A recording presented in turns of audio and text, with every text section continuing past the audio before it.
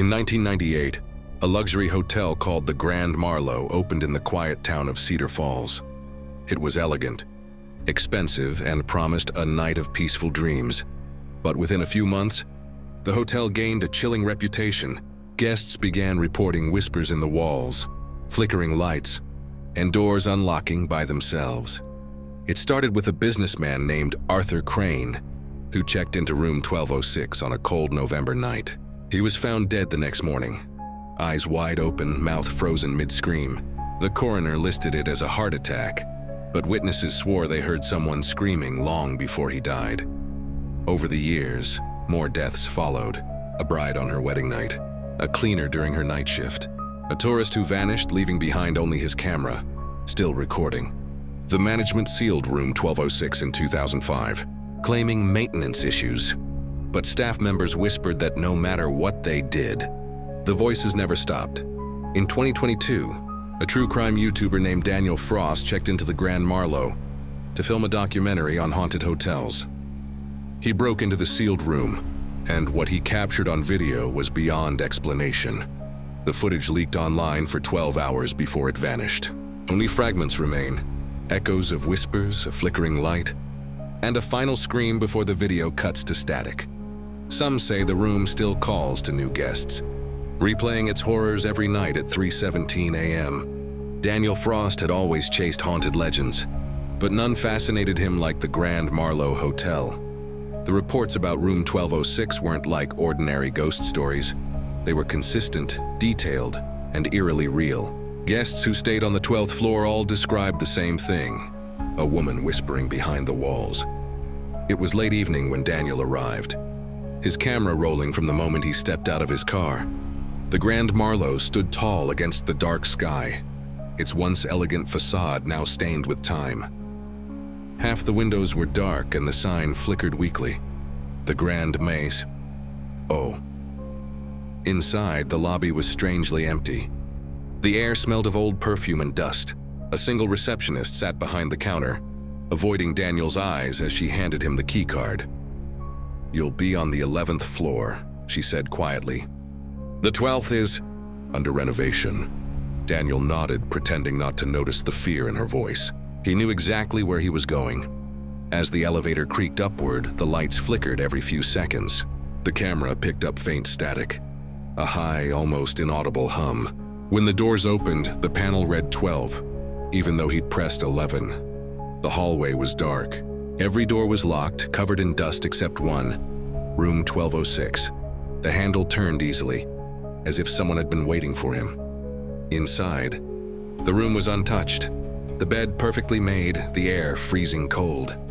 He set his camera on the table, its red light blinking. That's when he heard it, a whisper, faint, broken, right beside his ear. "You shouldn't be here." The camera flickered, and the door behind him slowly clicked shut. Daniel stood frozen, his heart pounding so hard he could hear it echoing in his ears. The whisper had come from right beside him, a woman's voice, soft and trembling, as though she were hiding just behind the wallpaper. He turned slowly, flashlight in hand, sweeping the beam across the room. Dust particles danced in the light. Everything looked ordinary, yet wrong. The air felt alive, humming faintly like static before a storm. He pressed his ear to the wall. Nothing. Then, a faint tapping sound. 3 knocks, a pause, then 3 more. He whispered almost instinctively, "Is someone there?" The reply came instantly, "Don't let him." Joe Daniel stumbled back, hitting the edge of the bed. His camera, still recording, caught the moment the lights flickered violently. For a split second, the wallpaper rippled, as if something was moving beneath it. He rushed to his laptop to review the footage. On the screen behind him, there was a shadow. It wasn't his. It was taller, thin, and standing just over his shoulder. When he turned in the video, it vanished. Then, as he replayed the clip, the shadow seemed to move on its own, staring directly into the camera. Suddenly, the temperature dropped. His breath fogged the air. From somewhere behind the wall, a woman began humming, a sad, distant lullaby. The same 3 knocks echoed again, this time closer. Daniel raised the camera toward the sound. A faint, whispering voice came through the static of his microphone, soft, pleading, and cold. "He's awake now." And then, silence. Daniel barely slept. The whispers hadn't stopped. They just grew quieter, hiding under the hum of the air conditioner and the creaks of the old building. When dawn came, he decided to investigate the rooms around 1206. The hallway outside was silent. Dust lay thick on the floor, undisturbed for years.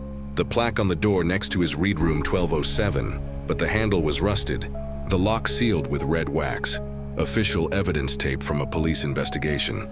He set his camera down and pried it open anyway. The door gave way with a low groan. Inside, the room was colder than before, untouched, yet filled with a strange, damp smell. A half-broken mirror leaned against the wall.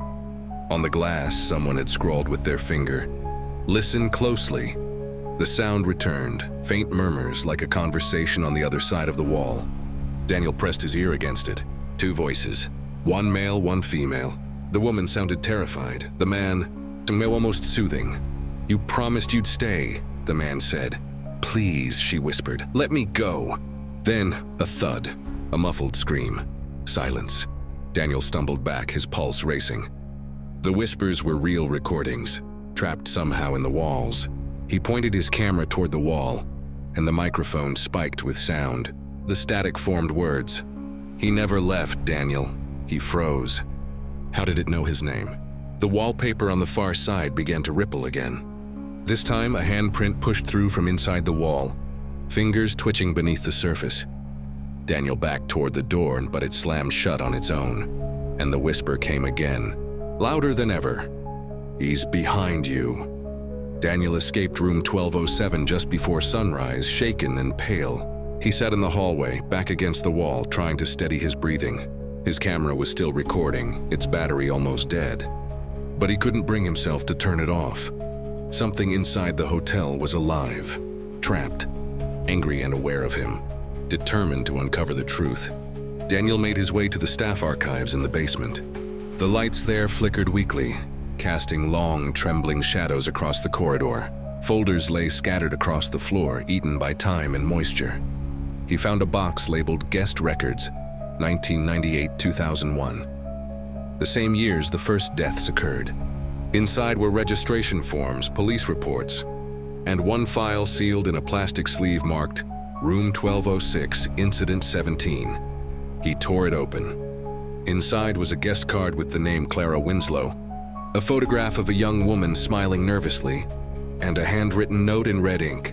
"Do not reassign this room, she never checked out." Below that was a coroner's report. "Body never recovered." As he read, the power flickered and the air turned icy. Papers fluttered off the desk, scattering across the floor. A voice, faint but close, whispered from behind the file cabinet. "He lied to me, Daniel." The camera panned toward the sound. Between the shelves, a woman's reflection appeared in a cracked mirror. The same woman from the photo, eyes black and hollow. Then the reflection smiled, and the whisper came again, sharper, clearer. "Now you've found me. Help me leave."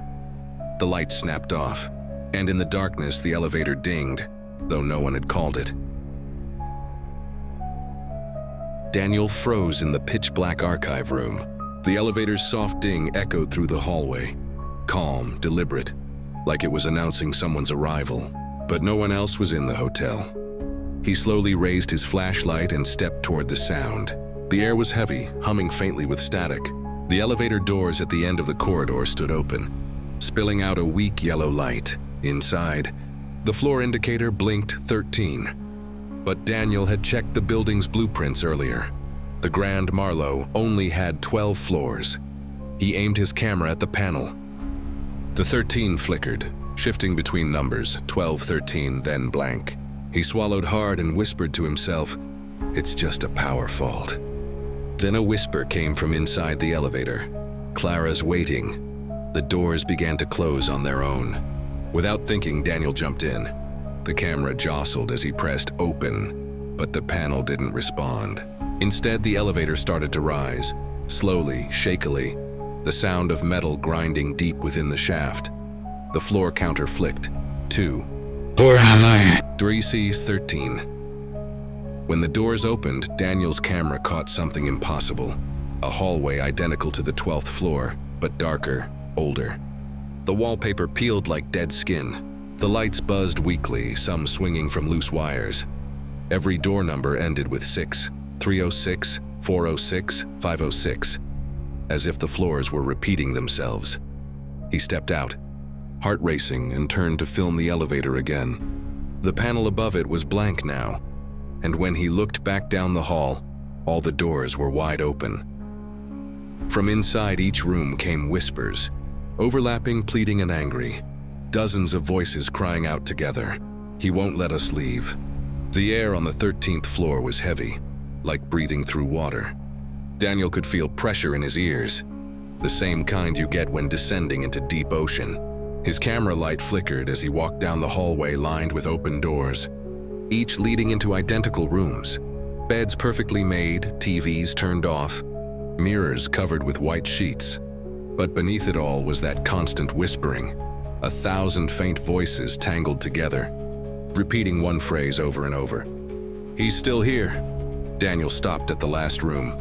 Its number plate was missing, but etched into the wood, carved deep and jagged, were the numbers, 1206. His pulse quickened. He pushed the door open. The room looked exactly like the one he'd entered on the real 12th floor. Same layout, same furniture. But this one was wrong. The walls pulsed faintly, like something alive was breathing beneath the paint. He aimed his camera at the window. Outside wasn't the city. It was darkness, endless and hollow. Then slowly, a reflection appeared in the glass. A man standing behind him, face blurred, wearing an old hotel uniform. Daniel spun around. No one. The reflection smiled in the window, lifting a finger to its lips. Shh. The whispering stopped. Total silence. Then from the bathroom came a slow drip. Drip, drip. He stepped inside. The mirror was fogged over, even though the air was cold. He wiped it with his hand and froze. In the reflection, the bathroom was full of bodies lined up against the wall, eyes open, mouths moving silently. The camera began to shake in his hand as the whispering returned, one voice rising above the rest. "Welcome home, Daniel." Daniel stumbled out of the 13th floor bathroom, gasping for breath. The whispering had grown distant again, but it lingered, like voices just beyond a thin veil. His hands trembled as he followed the hallway signs toward management office. The corridor grew narrower, the walls closing in. A faint smell of burnt wood and old perfume hung in the air. When he reached the office door, the nameplate was half broken but still readable. Mr. H. Crawford, General Manager. Daniel pushed it open. Inside, the office was perfectly preserved, as if frozen in time. A grandfather clock ticked softly in the corner, its pendulum swinging even though it was unwound. On the desk sat a ledger, open to a yellowed page. Every entry listed a guest name, except the last one. Scrawled in shaky handwriting were the words, "Room 1206, permanent resident." Daniel flipped through the pages. Each entry ended the same way. Checked in, none said checked out. A sudden gust slammed the door shut behind him. Papers flew into the air, swirling like snow. The grandfather clock stopped ticking. Then from behind the desk came the sound of slow footsteps. Daniel lifted his camera and froze. A man stood there, tall and thin, wearing an old-fashioned hotel uniform, his face hidden beneath a manager's cap. "You're not on the list," the man said softly. His voice was calm, almost polite, but his eyes, when he looked up, were hollow black voids. Daniel backed away, whispering, "What do you want?" The man tilted his head. "I only keep the guests who stay too long." The office lights flickered. The man smiled faintly. "And you've been here for hours." But Daniel's camera clock still read 2:17 a.m. The air in the manager's office grew colder with every passing second. Daniel could still feel the man's presence even though he'd vanished the moment the lights flickered. The silence was thick, heavy, almost suffocating. His camera light swept across the desk. One of the drawers was slightly open. A small brass tag hung from it, engraved with a single number, 1206. Daniel hesitated, then pulled it open. Inside was an old cassette tape, the kind used in answering machines decades ago. On the label, written in faded black ink, "Final check-in, Clara Winslow." His breath caught. Hands shaking, he pulled his portable recorder from his bag and pressed play. At first, only static. Then, faintly, a woman's voice, trembling, desperate. "Please, Mr. Crawford, I just want to leave." "He won't stop following me." A man's voice answered, calm, measured, eerily familiar. "You can leave any time you wish, Miss Winslow. Once you sign out." There was a pause, then a scream, sharp, cut off mid-breath. The tape hissed violently. Daniel froze as the recorder began to play new sounds, not from the tape, but from the room itself. He heard footsteps behind him, the same calm male voice whispering into his ear. "You never checked in, Daniel. But you'll check out the same way." He spun around, camera trembling. The office was empty, except the mirror on the wall, now fogged over. In its reflection, the manager stood behind him, hand resting on Daniel's shoulder. Daniel turned. No one. But when he looked back at the mirror, the manager's reflection smiled, and the recorder clicked off on its own. Daniel stumbled out of the office, clutching the camera and cassette like lifelines. His flashlight flickered wildly as he ran down the hall, past doors that whispered and walls that breathed. The 13th floor seemed endless, twisting, repeating, trapping him in its maze. He turned a corner and froze. At the end of the corridor stood a metal cart, covered in dusty guest books. The top one was open, a pen resting neatly across the page. Curiosity overpowered fear. Daniel approached and shone his light on the paper. It was a guest registry, every line filled with names, hundreds of them. But as he flipped through, something made his blood run cold. Every entry after the year 2005 had the same checkout date, none. And the last page had a fresh, wet ink signature, Daniel Frost. His hands trembled. "No, I didn't sign anything," he whispered. The camera's red light blinked, recording every second. A soft humming began. The same sad lullaby he'd heard before. The air shimmered, and one by one, figures appeared in the hallway. Ghostly silhouettes, pale and motionless, each wearing old-fashioned clothes from different decades. Their eyes opened in unison, white and empty. The whispers rose again, overlapping like static. "We stayed too long. He won't let us leave. Join us, Daniel." He backed away, the camera shaking in his hand. The floor beneath him groaned and cracked open, revealing darkness below. From the black void came the manager's calm voice. "You checked in, Mr. Frost, and I never lose a guest." The registry slammed shut. The ghosts vanished, and the elevator at the end of the hall dinged, waiting with its doors open. The elevator doors stood open, humming softly like they were breathing. Daniel hesitated on the cracked floor, the guest book still echoing in his mind, his name signed in fresh ink. He stepped inside. The lights flickered weakly as the doors slid shut on their own. The control panel was blank now. No floor numbers, no buttons, just a single word glowing faintly where the buttons should have been. "Checkout." He tried to speak, but his throat felt tight, dry. The elevator began to move, not up or down, but deeper. The walls trembled and the hum grew louder, twisting into faint whispers. They weren't random anymore. They were names: Arthur Crane, Clara Winslow, Lena Moore. "Daniel Frost."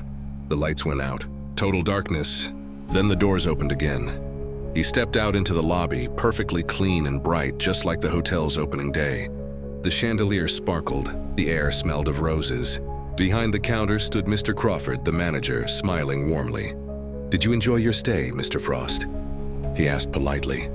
Daniel raised the camera, but it showed only static. "Where am I?" he demanded. "You're exactly where you belong," Crawford said. "We all are." The lobby lights flickered, and behind the manager, Daniel saw dozens of figures standing motionless, each guest he'd read about, watching silently.